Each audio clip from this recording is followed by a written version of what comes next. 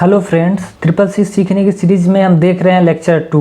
आज हम पढ़ेंगे कि इवोल्यूशन ऑफ कंप्यूटिंग डिवाइस, यानी कि कंप्यूटर में गणना करने वाली डिवाइस का आविष्कार कैसे हुआ, कौन से डिवाइस आए, इनके बारे में हम आज आप लोग को बताएंगे। तो चलिए स्टार्ट करते हैं स्टेप बाय स्टेप। पहला है हमारा एबाकस, जो 3000 ईसा पूर्व पहले इसका निर्माण किया गया था। यह पहला गणना करने वाला यंत्र है और इसका आविष्कार मेसोपोटामियस द्वारा लगभग 3000 साल ईसा पूर्व में विकसित किया गया था। 3000 लगभग ईसा पूर्व में इसको विकसित किया गया था और बाद में इसे चाइना ने सुधार कर दिया और इसका उपयोग जोड़ना और गुणा करने के लिए इस्तेमाल किया जाता था। ये आप डायग्राम देख रहे हैं यहाँ पे, ये एबाकस है। ये हमारा ओल्ड था। ये एक लकड़ी का फ्रेम होता था और इसमें एक रॉड लगाई गई होती थी और रॉड में मोतियाँ पिरोई होती थी। इसी से एडिशन और मल्टीप्लिकेशन का कार्य किया जाता था। लेकिन आज के समय में अगर कहा जाए कि एबाकस का आविष्कार किस देश ने किया है तो चीन का नाम आता है। हमारा क्वेश्चन भी यही होता है। अब चलते हैं आगे की डिवाइस में। नेक्स्ट डिवाइस है नेपियर बोन्स, यानी कि लॉक्स। यह 1550 से 1617 ईस्वी में इसका इन्वेंशन किया गया, आविष्कार किया गया। नेपियर बोन्स का आविष्कार स्कॉटलैंड में हुआ था। नेपियर्स की छड़ को संख्या छड़ कहा जाता है, इसे संख्या छड़ कहा जाता है, नंबर रॉड, जिसमें 11 छड़ें होती हैं। इस तरह ये 11 है, 1 2 3 काउंट करेंगे तो आपको 11 मिलेगा, जिसका उपयोग किसी भी संख्या को 2 से 9 तक की संख्या से गुणा करने के लिए किया जाता है। इसका मेन क्वेश्चन है, इस डिवाइस का प्रयोग किस लिए किया जाता था, तो ये गुणा करने के लिए किया जाता था। अब नेक्स्ट चलते हैं। नेक्स्ट है ब्लेज पास्कल एडिंग मशीन। यह 1642 में विकसित किया गया था। यह मशीन जो कि गियर से बनकर ये चलती थी गणना करने के लिए। तो इसमें क्या होता था, ये जोड़ना और घटाना, यानी कि एडिशन और सब्ट्रैक्शन का इस मशीन से कार्य होता था। इसको आविष्कार किए थे ब्लेज पास्कल ने। यह एक मैकेनिकल कैलकुलेटर था। आपसे क्वेश्चन पूछा जा सकता है कि प्रथम मैकेनिकल कैलकुलेटर कौन है, तो आप बोलेंगे ब्लेज पास्कल एडिंग मशीन। और जो हमारा इन्वेंट किए थे वो किए थे ब्लेज पास्कल।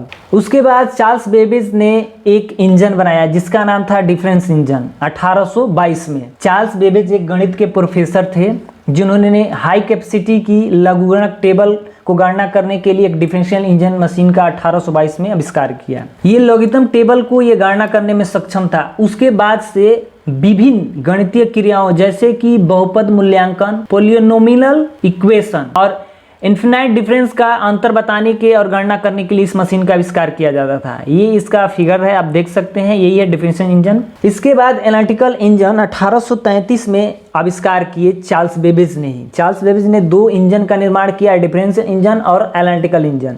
अब इस इंजन को सामान्य उद्देश्य वाली मशीनों के रूप में डिजाइन किया जो सब लोग इस्तेमाल कर सके ज़्यादातर। तो देखिए, एनालिटिकल इंजन प्रोग्रामिंग के आधार पर विभिन्न कार्यों को करने में सक्षम था, यानी कि इसमें प्रोग्रामिंग की गई थी जो विभिन्न कार्यों करने में सक्षम था। जैसे इसमें सेंट्रल प्रोसेसर, जिसको हम सीपीयू के नाम से आज जानते हैं, स्टोरेज एरिया, जो हम डेटा को स्टोर करने के लिए मेमोरी का इस्तेमाल करते हैं, और मेमोरी जिससे हमारा ये मशीन चलता था उस समय, इस समय जिससे हमारा कंप्यूटर चलता है, और इनपुट और आउटपुट डिवाइस, इन सब का प्रयोग एनालिटिकल इंजन में किया। जैसी महत्वपूर्ण अवधारणाओं के साथ बनाए थे, यानी कि हम बता रहे हैं आप लोग को कि ये सब प्रयोग करके यह एक इंजन को उन्होंने निर्माण किया जिसमें डेटा को स्टोर कर सकते थे, यानी कि हमारा जो भी इंफॉर्मेशन, सूचना इससे प्राप्त होता था, जनरेट होता था, वो हम इससे स्टोर करते थे। और देखिए, स्टोर करने के बाद हम उसमें कुछ मॉडिफाई भी कर सकते थे, सुधार भी सकते थे अगर जरूरत के हिसाब से। मेमोरी के प्रयोग करने से चार्ल्स बेबेज को कंप्यूटर का पितामह कहा जाने लगा। देखिए, मेमोरी के प्रयोग करने से चार्ल्स बेबेज को कंप्यूटर का पितामह कहा जाता है। जब एनालिटिकल इंजन चार्ल्स बेबेज ने बनाए और उसमें सारे सीक्वेंस से काम करने के लिए उस मशीन को एक डिजाइन किया और इसमें मेमोरी का प्रयोग कर दिया। देखिए, ये सीक्वेंस हमारा आईपीओ पे काम करता है। इनपुट पहले लेता है, उसके बाद प्रोसेस करता है और उसके बाद हमें आउटपुट देता है। लगभग सारे कंप्यूटर में यही प्रोसेस चलता है, सबसे पहले इनपुट, उसके बाद प्रोसेस, उसके बाद आउटपुट। यहीं से एक कंप्यूटर का जनरल पर्पस वाला मशीन डिजाइन किया जाने लगा, जो भी और भी लोगों को ये ज़्यादा यूजफुल और हेल्पफुल होने लगा, अपने कार्यों में उपयोग करने लगे। और उसके बाद से फर्स्ट प्रोग्राम यानी कि 1834 में एडा बायरन लेडी लवलेस यानी कि कवि लॉर्ड बायरन की बेटी थी, एनालिटिकल इंजन की अवधारणा से प्रभावित होकर मशीन की योजना बनाई कि कैसे बर्नौली संख्याओं की गणना की जा सके।